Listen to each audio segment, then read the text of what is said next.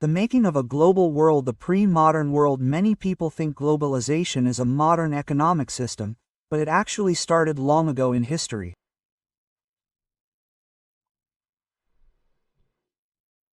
People have been trading, migrating and sharing cultures for thousands of years throughout history. People traveled long distances for work, knowledge, spiritual reasons, and even to escape danger. They carried goods, ideas, and some even diseases with them. Ancient civilizations like the Indus Valley traded between places as far away as West Asia as early as 3000 BCE, showing how connected societies have been for a long time. The Silk Routes linked the world. The Silk Routes were important trade and cultural connections between different parts of the world in pre-modern times. The routes got their name because Chinese silk was a key item traded along the routes. There were several silk routes both by land and sea linking Asia with Europe and northern Africa. These routes existed before the Christian era and were active until around the 15th century.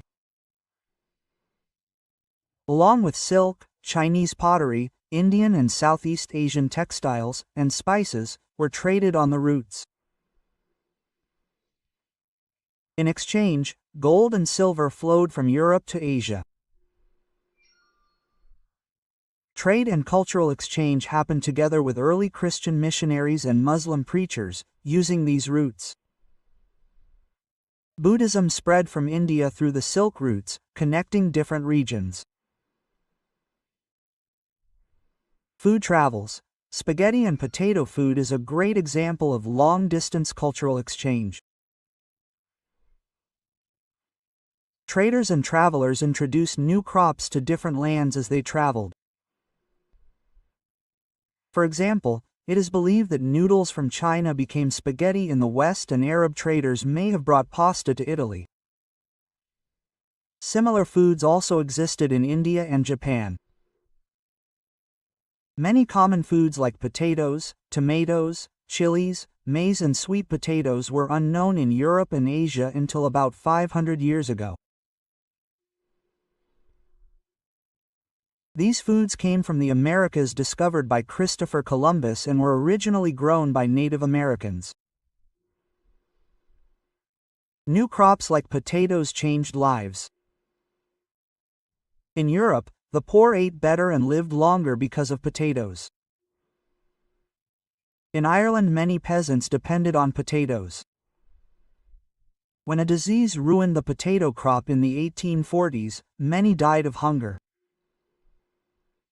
Conquest, disease and trade.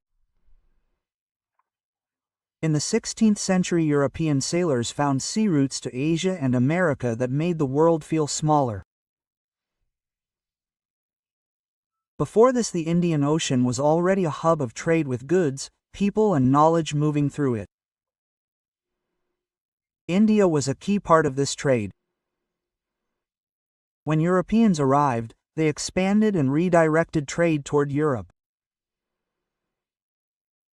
America had been isolated from the world, but after the 16th century, its land, crops, and minerals changed global trade. Silver from Peru and Mexico made Europe richer and helped finance trade with Asia. Stories of South America's wealth, like the legend of El Dorado, attracted many explorers. The Spanish and Portuguese began conquering America in the mid-16th century. Their success wasn't just due to military power, but also diseases like smallpox, which devastated Native American populations, who had no immunity to that disease. In Europe, poverty, hunger, and religious conflicts made life hard. So many people fled to America. By the 18th century, slaves from Africa were forced to work on plantations, growing cotton and sugar for Europe. Until the 18th century, China and India were among the world's richest countries dominating Asian trade.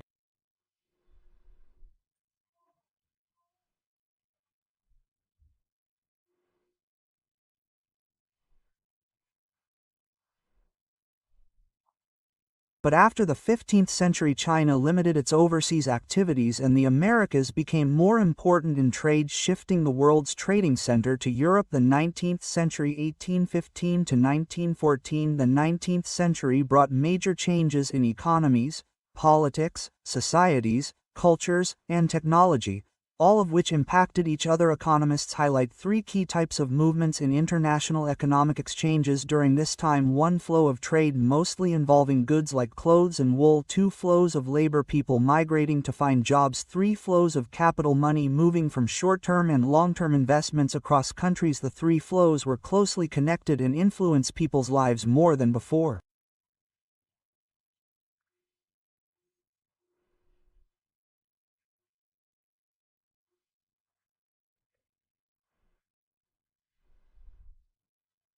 The migration of labor was even more restricted than trade and capital movement. Understanding these flows together helps explain the world economy of the 19th century better. A world economy takes shape.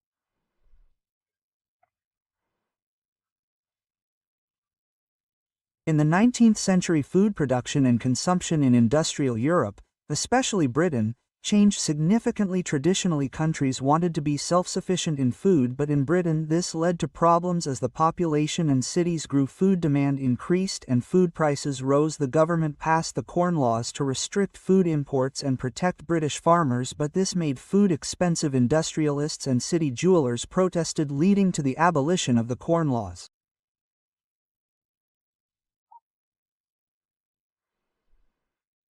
After this, Britain could import cheaper food and British agriculture could not compromise. Many farmers lost their jobs and large areas of farmland were abandoned. People moved to cities and migrated overseas. As food prices dropped, people in Britain consumed more, and demand for imported food grew. This increased food production in countries like America, Australia, and Russia. To support this, railways, ports, and settlements were built, requiring capital and labor. Around 50 million Europeans migrated to America and Australia in the 19th century, with 150 to 50 million people moving globally in search of better opportunities.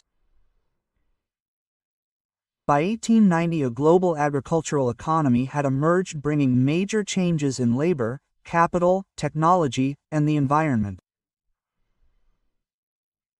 Food was now grown far from where it was consumed, often on large farms by workers who recently migrated. Railways and ships transported the food, with many low-paid workers from southern Europe, Asia, Africa, and the Caribbean working on the ships. In West Punjab, the British Indian government built canals to turn semi-desert areas into fertile lands for growing wheat and cotton for export, known as the canola colonies. This global shift was limited to food. Cotton production expanded to supply British textile mills, and rubber production grew as well.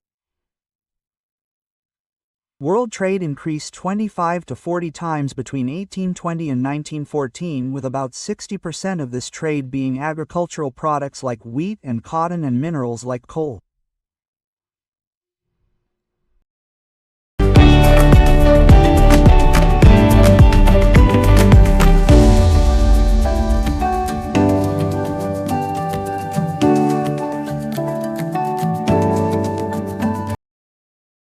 Role of technology. Technology played a key role in transforming the 19th century world with inventions like railways, steamships, and the telegraph. These technological advances were driven by social, political, and economic changes such as colonization, which led to better transportation systems like fast railways and larger ships. The trade in meat is a good example of how technology improved trade. Before the 1870s, live animals were shipped from America to Europe, but many died and became unfit to eat, making meat expensive.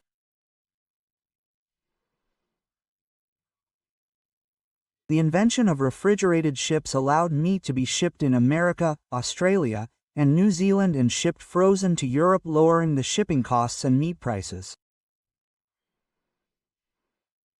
This made meat more affordable for the poor in Europe, improving their diets and promoting social stability.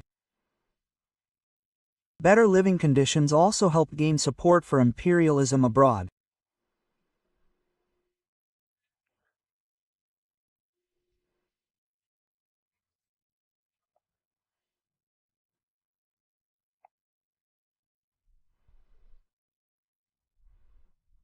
Late 19th century colonialism. Trade and markets grew in the late 19th century, bringing prosperity, but there was also a dark side for many countries. This expansion of trade and connection to the global economy resulted in the loss of freedom and livelihoods. European conquests in the late 19th century caused economic, social, and environmental damage to colonized societies. In 1885, European powers met in Berlin to divide Africa among themselves, drawing borders with little regard for the people living there. Britain, France, Belgium, Germany, and the US expanded their colonies. During this time, colonialism often had a destructive impact on the academies and livelihoods of the people in colonized areas. Rinderpest and the cattle plague. In the 1890s, a cattle disease called rinderpest spread across Africa, having a huge impact on people's lives and the economy. Africa had lots of land and cattle, and most people did not work for wages because they relied on their land and livestock for survival.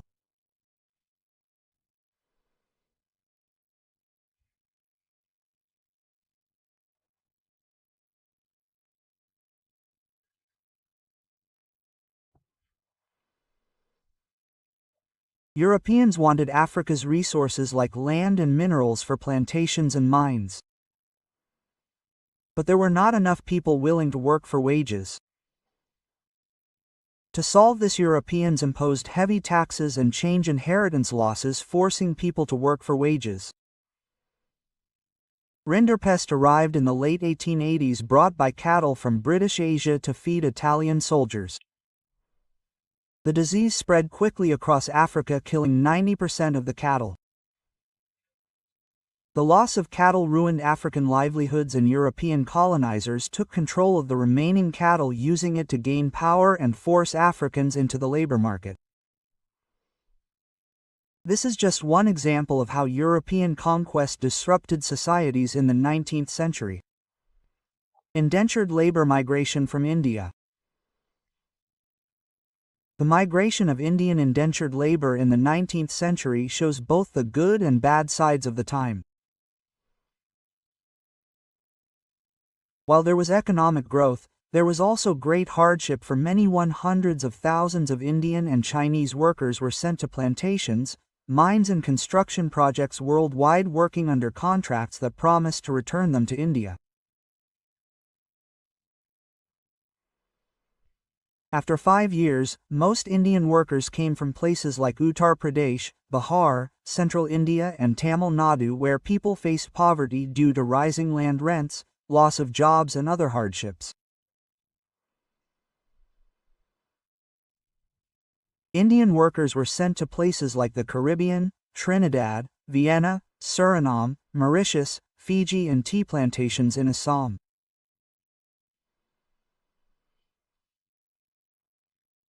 Agents recruited workers by offering false promises about the work, travel, and living conditions, and some people were forced into migration. Conditions on the plantations were harsh, with little legal protection for the workers.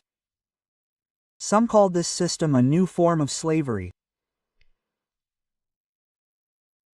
Despite the difficulties, workers found ways to survive and express themselves, creating new cultural forms like hose in Trinidad and chutney music in the Caribbean, blending their traditions with local customs. Many workers stayed on after their contracts ended, leading to large Indian communities in these places today. Some famous people like writer V.S. Naipaul and cricketers Shiv Narayan Chandra Paul and Ramnaresh Sawan are descendants of the workers. In the early 1900s, Indian leaders began opposing the system, and it was abolished in 1921. However, the descendants of indentured workers faced discrimination and were seen as outsiders for many years. Some of Naipaul's novels talk about this sense of lawlessness and isolation. Indian entrepreneurs abroad, growing food for the global market, needed money, which large plantations could borrow from banks, but small farmers often needed help.